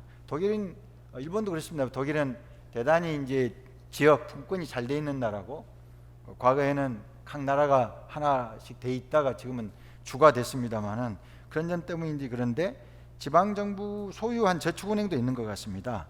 그런 저축은행과 지방 정부 간에 또 중소기업 간에 또 유견적인 협력을 해서 금융 지원을 할 수 있도록 훨씬 그 정책 기능이 지방 금융에는 제가 생각했던 것보다 많이 관여한다고 그럴까요? 더 지원한다고 그럴까요? 이런 부분이 좀 있는 것 같습니다.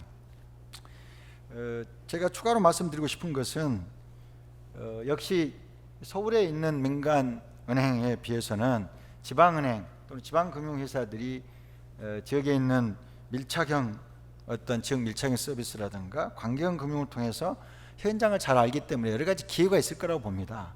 특히 이번 코로나 사태라든가 이 위기를 맞았을 때 대체로 한두 군데를 집중 거래하던 중소기업들이 서너 군데로 늘린다든가 이런 케이스도 많고요. 아무래도 지역금융회사들이 금리라든가 불리할 수도 있겠지만은 그럼도 이때 기회라고 생각하고요. 그런 지역 밀착 영업이 더 중요하지 않을까 이런 생각을 갖습니다. 또 한 가지는 저축은행인데요. 지난 4월 19일 금융감독원에서 저축은행 예대율을 완화했습니다. 여러 가지 전반적인 규제 하나가 이루어져서 저축은행들이 이제 역할할 수 있는 기회는 늘어났는데 소위 서울에 소재하는 대형 저축은행과 중소형 저축은행 간의 규제가 같다. 이런 부분에 대해서 조금 더 중소형 또 지방에 소재한 지방의 그 저축은행에 대해서는 좀 더 고려를 해줄 필요가 있지 않나라는 이런 요청이 있는 걸로 알고 있습니다. 아까 말씀하신 신협이나 새마을금고 그리고 상호금융의 역할 또 서민금융 쪽 역할에 대해서는 신 교수님 말씀하셨기 때문에 여기서 마치도록 하겠습니다. 감사합니다. 예, 감사합니다. 업권별로 우선 제가 보험사에 대해서 질문을 안 드렸기 때문에 보험사 과제에 대해서 제가 김지영 교수님께 여쭤보겠습니다. 보험 산업에서도 디지털화에 대한 많은 노력이 있는 것으로 보이는데 가장 중요하고 시급한 부문 또는 사안은 어떤 것이 있는지요? 또는 보험사 또는 정책 당국 측면에서 둘 다 말씀을 부탁드리겠습니다. 네. 지난 3월에 금융연구원 세미나에서 그때 신 교수님께서 또 사회부 출신이라 토론 나와서 그때 보험사 걱정을 무지 많이 해주셨는데 지금 또 은행이 또 아까 말씀하시는 거 전 격세지감도 느꼈습니다만 보험 여전히 어렵습니다. 그런데 이제 굳이 이 코로나 19과 관련해서 오늘 주제와 연결을 한다 그러면 그리고 또 디지털하고 한다 그러면 지금 좀 이 변화의 어떤 모멘텀이 될 수 있다는 생각을 하고 있습니다. 지금 그 보험 설계사들 제가 뭐 이제 그 현장에 계신 그 임원들 영업 담당 임원들한테 들은 얘기인데 전화를 걸면은 만나자 그러면 만나지를 않는 거예요. 가급적 이제 이 대면을 하는 거를 이제 피하는. 그러니까 이게 이제 매출이 일어나기가 굉장히 어렵고 실제로 3월달에는 좀 매출이 좀 올랐습니다. 이제 그거는 당시 이제 금리가 하락할 걸 생각을 해서 절판 마케팅도 굉장히 했던 것 같은데 그 이후로 좀 줄였고 아까도 뭐 이런저런 얘기 나왔지만 해약률도 3월에 좀 치솟았습니다.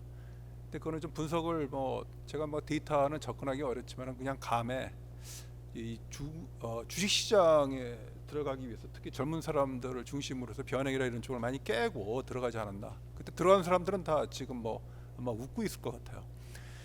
이런 상황들을 이렇게 봤을 때 보험사들이 과연 어떻게 뭐가 문제인가라는 걸 보면 저는 이런 걸 씁니다. 보험이 지금 가장 큰 문제는 어쩌면 소비자의 신뢰에 관한 문제인데 그 신뢰에 관한 문제들을 보면 보험이 과연 그러니까 너무 비싸다는 생각, 그러니까 제 가격을 하고 있느냐라는 거예요. 그 신뢰가 가장 큰 것 같아요. 그렇다고 본다 그러면은 지금 이제 디지털라이제이션을 보면은 이런 것 같습니다. 보험은 굉장히 이해하기가 어렵죠. 공부한 저도 이렇게 상품을 보면 잘 모르는 경우가 많고 거기에 또 보험료하고 보험 내용까지 섞이면 그 매트릭스가 굉장히 복잡하거든요. 근데 소비자는 알 길이 없는 거고. 근데 디지털이라는 게 그런 것 같습니다. 이 정보를 굉장히 정확한 정보 그리고 정보를 제공하는 사람이 굉장히 많고 그걸 싸게 어세스할 수 있는 게 이게 이제 이 디지털라이제이션의 그 어떤 특징이고 이런 것들이 실제로는 많은 산업에 영향을 미쳤고 제2의 기회를 막 이제 제공한 것 같아요. 대표적인 게 저는 최근에 본 게 그 배달의 민족이나 요교 같은 이제 그 주문 배달 앱입니다. 이 요식업을 이제 큰 영향을 미치고 있는 거죠. 근데 보면은 현재처럼 그 지금처럼 수수료 그러니까 보험료에서 수수료가 지금 이게 책정이 돼 있는데 이 책정하는 메커니즘 자체가 보험회사하고 판매자 협상을 통해서 이루어지고 있거나 아니면 보험사가 일방적으로 이제 전속 같은 경우는 일방적으로 수수료를 책정하는데 이런 메커니즘이 디지털화하고는 같이 공존하기가 굉장히 어렵습니다. 왜 그러냐면 거기에 소비자가 그 협상 과정에 보험료의 결정 과정에 끼기 전에는 갓디나 어려운 보험에서 소비자의 이익이 배제될 가능성이 굉장히 높았고 실제로는 지난 수십 년 동안 우리가 그걸 봐왔던 거죠. 그런데 디지털라이제이션이 된다 그러면 그런 보험료라든지 보험 내용에 대한 정보나 이런 분들이 굉장히 알기 쉽게 전달될 수 있고 그것도 저렴한 비용으로 전달되고 그리고 전달하겠다는 사람들도 시장 참여자도 굉장히 늘어날 것 같습니다. 그거를 실제로는 노린 것들이 보면은 알리바바나 아니면 카카오나 네이버 같이 이런 빅테크 기업들이 보험 산업에 만약 플랫폼 산업을 이제 진출을 하고 실제로는 또 진출도 하고 있고요. 알리바바 같은 경우에는 이럴 경우에 그 판을 이렇게 깔아주면은 거기 이제 많은 신형 그 참여자들이 제공을 하게 되겠죠. 그럴 경우에 과연 수수료나 이런 부분들이 보험사가 홀딩을 하고 그렇게 헤게모니를 쥐고 이거를 할 수 있는 그런 메커니즘이 계속 유지가 될 수 있겠는가라는 걸 생각합니다. 저는 이런 면들이 양립하기가 굉장히 어렵다 보고요. 그래서 실제로 보험산업이 가장 어떻게 보면 급한 거는 어떤 그 단면적이거나 부분적인 어떤 그 디지털화의 어떤 제도적인 어떤 그 장애를 제거하는 것보다도 기본적으로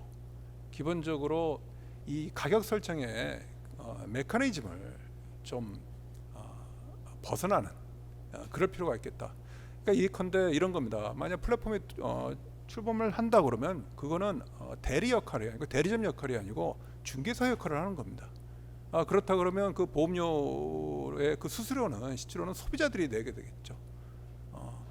소비자들이 내게 될 거고, 보험회사는 판매 원가로 공급을 하고 다양한 종류의 어떤 그 판매 채널들, 판매자들이 그 소위 말해 상품을 떼다가 자기 서비스를 붙여서 그 서비스의 질과 뭐 여러 가지 요소들을 고려해서 차별화해서 그래서 보험 소비자들한테 판매하는 이런 형식으로 이 어떤 패러다임 시프트가 되지 전에는 어떻게 보면 보험회사가 지금 다른 금융산업의 이렇게 은행이나 증권이나 이런 산업들이 디지털화라든지 이런 부분에서 변화하는 걸 보면 자칫 잘못하면 이 갈라파고스처럼 좀 처질 그런 가능성도 있겠다라는 생각을 하고요. 그래서 어떻게 보면 지금 언택트라든지 이런 부분들 비대면 어떤 사회적 요구가 높아지는 이때에 이참에 거기에 적합한 그러한 어떤 그 상품 체계 또는 보험료 체계가 들어와야 되지 않겠나 이렇게 생각을 합니다. 네. 예, 감사합니다. 제가 이 패널 분들께 질문을 드리겠다라고 드린 질문지에 다른 질문들이 다수 포함되어 있는데요. 시간 관계상 한 개 질문만 더 드리고 이명준 실장의 마무리 의견을 듣도록 하겠습니다. 한국판 뉴딜 정책입니다. 정부는 지금 한국판 뉴딜, 그래서 디지털 인프라 그리고 비대면 경제 구조를 위한 인프라를 축으로 갖는 한국판 뉴딜을 국가 프로젝트로 추진하겠다라고 계획을 잡고 있습니다. 그렇다 그러면 금융회사 입장에서 어떤 역할을 할 수가 있는지 정중호 소장님께 의견 여쭙겠습니다. 예. 일단 뭐 그 한국판 뉴딜이 저는 필요하다라고 생각하는 그런 입장을 가진 사람이어서, 다만 이제 여러 가지 이런저런 뭐 재원 조달 문제 외에도 이제 사실은 이런 어떤 재정 지출, 특히 위기시의 재정 지출이 어떤 프린시플을 지켜야 되느냐라는 것들에 대해서 이제 일반적으로 이제 얘기를 하는 것들이 일단 필요한 만큼 충분한 규모여야 한다라는 것. 그 다음에 두 번째는 명확하게 목표가 있어야 돼. 타겟티드된 어떤 그런 정책이어야 한다. 그 다음에 어떤 순간에 템퍼러리 해야 된다. 그 목표가 끝났을 때는 정확하게 어떤 일종의 출구 전략이라고 해야 될까요? 그게 명확해서 경제 주체들한테 어쨌든 그 시그널이 주어질 수 있어야 한다라는 것인 거죠. 뭐 그런 관점에서 일단 뭐 이번 재정 지출도 이루어지는 게 한국판 뉴딜도 이루어지는 게 맞다고 생각하고요. 그렇다면 그것과 관련된 다양한 프로젝트들이 사실은 추진이 될 거고, 뭐 디지털 뉴딜 또는 뭐 그린 뉴딜 뭐 이렇게 돼 있지만, 사실 그린 뉴딜조차도 어떻게 보면 디지털 뉴딜을 기반으로 한 다양한 어떤 디지털 인프라를 구축하는 사업들이 중요할 것 같고요. 그런 부분에서 금융 지원에 참여하는 거는 경제 주체로서 금융회사들은 너무나 당연할 겁니다. 그건 뭐 은행뿐만 아니라 다양한 어떻게 보면 투자자들이 참여할 수 있고 또 참여를 유도해야 되겠죠. 그리고 앞에서 이제 이명준 박사님이 잘 정리해 주신 것처럼 뭐 수출 기업에 대한 지원을 계속 강화해야 될 거고, 또는 소위 PPP 어떤 방식들을 통해서 민관 협력 어떤 추진 체계 뭐 이런 것들도 필요할 거고, 디지털이나 기술 금융에 대한 지원도 강화하는 여러 가지 제도나 인센티브 뭐 이런 것들도 당연히 필요할 것 같고요. 그런 부분에 대해서는 사실은 이 참여하는 금융회사나 민간 어떤 경제 주체들한테도 충분한 유인과 인센티브가 주어진다고 하면 그런 것들은 이루어질 수 있을 것 같고, 오히려 정책의 목표나 아까 말씀드렸던 익시트 어떤 스트래티지가 훨씬 더 중요할 거다라고 생각을 하고요. 다만 이제 조금 이제 부연해서 말씀드리자면, 사실은 이런 디지털 인프라 구축하고 관련해서 본다 그러면 금융회사 같은 경우도 이제 기본적으로 내재적인 유인들이 있죠. 뭐 앞서도 이제 디지털 전환하고 관련된 여러 가지 이제 어떤 아젠다들을 금융회사들이 갖고 있다라는 것들을 일단 말씀을 주셨지만, 기본적으로 뭐 데이터를 거래하고 또는 활용하는 그런 문제부터 시작해서 다양한 어쨌든 뭐 소위 4차 산업혁명 기술 또는 디지털 기술을 활용해서 그런 것들로 새로운 어떤 비즈니스 모델, 서비스 모델을 만들어서 경쟁력을 강화하고 소위 테크핀 같은 어떤 새로운 어떤 그 신규 경쟁자들에 대한 어떤 그 대응 체계를 구축해야 되는 내재적인 유인도 있습니다. 그렇기 때문에 이런 것들 부분에 대한 특히 핀테크나 스타트업에 대한 적극적인 투자라든지 육성 이런 것들도 아마 이제 금융회사가 꼭 그게 뭐 어떤 우리 경제를 살리기 위한 뭐 협조 차원의 이런 문제가 아니고 그 본인들 스스로도 어떻게 보면 경쟁력을 강화하고 경쟁에서 이기기 위한 중요한 어떻게 보면 전략 중에 하나가 될 거고요.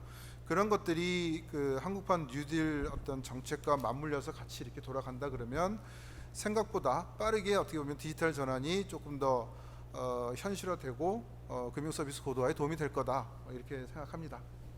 예, 감사합니다. 혹시 한국판 뉴딜에 대해서 추가 의견 뭐 다른 업권이나 의견 없으시면 그러면 끝으로 발제자인 임형준 실장께서 마무리 의견 해주시겠습니다. 예, 감사합니다. 패널 분들 좋은 말씀 많이 잘 들었고 덕분에 많이 배움이 있었습니다. 사실 저나 저희 연구원 박사님들이 생각하기에는 이번 이 사태, 이 환경 속에서 가장 중요한 화두와 이슈는 사실 두 가지인 것 같습니다. 청중 분들께서도 각자 생각하는 이슈들이 잘 텐데, 첫 번째는 이제 조 소장님도 말씀해 주셨고 박 본부장님도 말씀해 주셨고 다 이제 이슈를 같이 이제 궤를 같이 하는 이야기지만 기업 구조 조정입니다. 이게 지금은 사실 어떻게 보면 실업 방지하고 기업 파산을 방지하면서 회복이 될 때까지 버티자는 프레임이고, 근데 그거에 한참 더 나가서서 이제 이 생산성을 높이기 위해서 한계 기업의 질서 있는 퇴출을 유도한다. 그것도 중요합니다. 근데 거기서 한 발 더 나아가서 성장과 재도약을 위한 지원이 전략적인 지원이 됐으면 하는 바람이 있습니다. 이제 뭐 많이 말씀해 주셨지만 사실 미중 무역 갈등이라는 게 사실 글로벌 기업들의 생산 체인이랑 기반이 바뀐다는 게 굉장히 큰 이슈고, 우리한테는 그게 위기지만 굉장히 큰 기회가 될 수 있을 것 같습니다. 그래서 이제 이게 단순히 금융 이슈가 아니라 이민, 뭐 노동, 세제와 같이 흘러가야 되는 이야기지만 사실 가장 중요한 이슈 같고, 저희 연구원에 기업부치센터가 있습니다. 그리고 기업 구조조정을 연구하시는 훌륭하신 박사님들이 있는데 그 박사님들 많이 찾아주시면 좋은 의견 들으실 수 있고 또 논의가 될 수 있을 것 같다는 게 첫 번째 바람이고요. 두 번째 화제는 이제 생산적이고 혁신적인 분야에 자금이 가게 할 수 있냐의 이슈입니다. 뭐 여기 신성 교수님도 몇 년 전부터 강조해 주셨지만 사실 이게 거의 유일한 우리 국민 경제에 나아갈 수 있는 방안인 것 같은데, 기존에 부족했던 점은 그건 것 같습니다.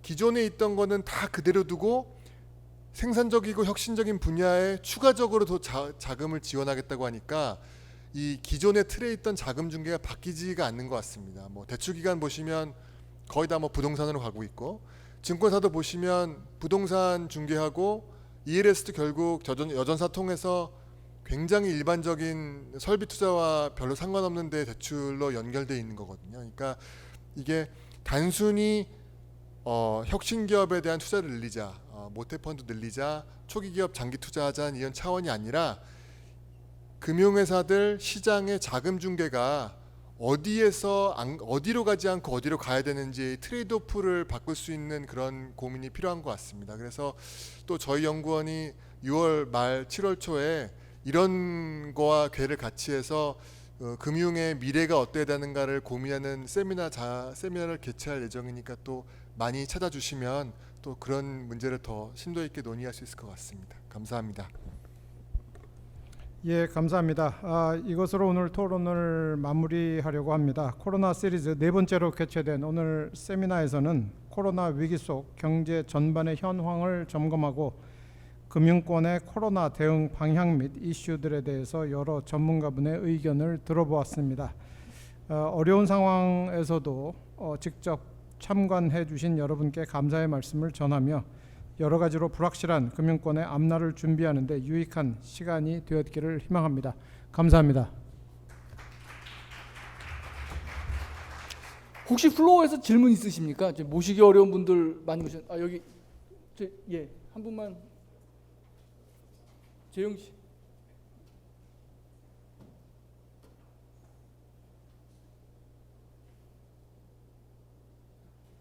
예, 윤성훈이라고 합니다. 그 은행들을 지원하는 업무를 대략 한 30년 정도 가까이 해왔는데 사실 그 아쉬운 점의 하나는 오늘 세미나를 참석하기 전에 이 그 플랜카드에 나와 있는 것처럼 코로나19가 분명히 위기인 것은 맞는데 이것을 기회로 바꾸기 위한 금융권의 세부 대응 차관점은 무엇이겠는가, 그 차관점을 얻는 데 보탬이 되도록 전문가들의 고견을 한번 들어보자 하는 취지로 왔는데, 그 전반적인 거시적인 부분은 말씀을 잘 들었지만 은행들이 특히 관심이 있어하는 새로운 수익 원천의 발굴이라든가 코로나19 시대가 심화될수록 비교 우위를 어떻게 확보할 것인지 좀 더 세밀한 행동 방향에 대한 부분은 조금 현장 입장에서는, 플로어 입장에서 좀 갈증이 좀 남아 있었다라는 생각을 좀 하고요.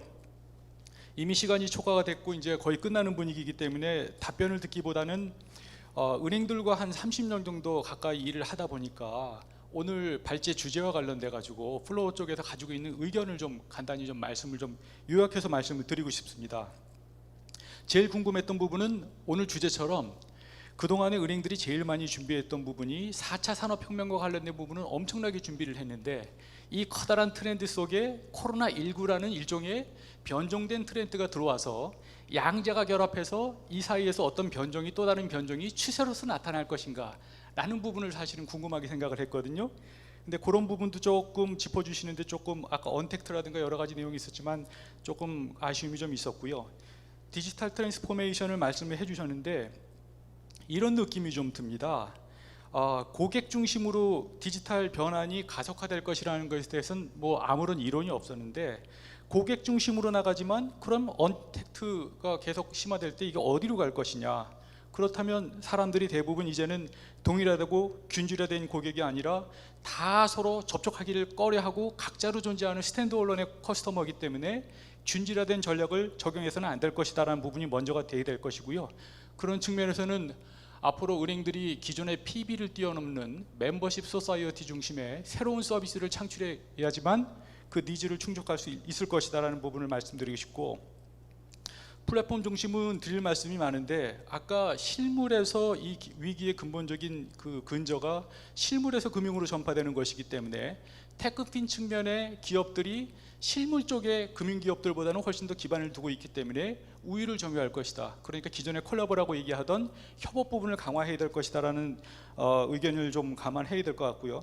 제일 강조하고 싶은 부분이 뭐냐 하면 데이터를 여러 발제자님이나 토론자님들께서 강조해 주셨지만 지금 현재 데이터 거래소를 포함한 데이터들의 대부분은 소위 말하는 BC 시대의 데이터입니다. 일부 데이터는 코로나19와 상관없이 앞으로도 계속 그대로 적용할 수 있겠지만 코로나에 영향을 받을 수밖에 없는 데이터는 AC 시대에는 분명히 일종의 노이즈가 생길 수밖에 없거든요. 그러니까 기존의 데이터 중심이라 하더라도 코로나에 영향을 받는 부분은 데이터를 활용하고 그 검증 결과를 해석해서 적용하는 데 있어서 분명히 추가적인 검증 단계가 들어가야 될 것이라고 생각을 합니다. 그리고 지금 은행들이 제일 궁금하게 생각하는 게 그러면 코로나19 시대에 그러면 어느 쪽으로 가라는 얘기나 도대체 이렇게 생각을 하실 텐데 거기에 대해서 플로어 쪽 의견을 간단히 말씀드린다면 언택트가 제일 중요하다 그랬는데 최근에 일부 자동차 업계 쪽에서 드라이브 스루처럼 직접 자기가 스마트폰을 가지고 결제할 필요 없이 자동차 내부에 사물 인터넷 기능을 이용해서 결제하는 기능이 추가가 됐거든요. 이걸 한 가지 예시로 들어본다면 모든 사물이 인터넷 기능을 가지는 건 다 알고 있죠. 그런데 여기에 AI 기능이 추가가 되면서 결과적으로 사람들이 접촉하기도 싫어하고 자기가 모든 인터넷이 연결된 사물을 통해서 기존의 금융 뱅킹 비즈니스를 다 하길 원하기 때문에 사물 인터넷과 AI 서비스가 강화되면서 자동차 결제가 아니라 차량 내에서 모든 뱅킹 비즈니스를 다 하고 쇼핑까지 할 수 있는 형태의, 예를 들면 시스템을 빨리 은행들이 도입해야 된다. 그런 부분을 좀 말씀드리고 싶고요. 그 다음에 은행들이 놓치고 있는 게 뭐냐 하면 코로나19가 가속화될수록 재미를 추구하는 성향이 늘어납니다.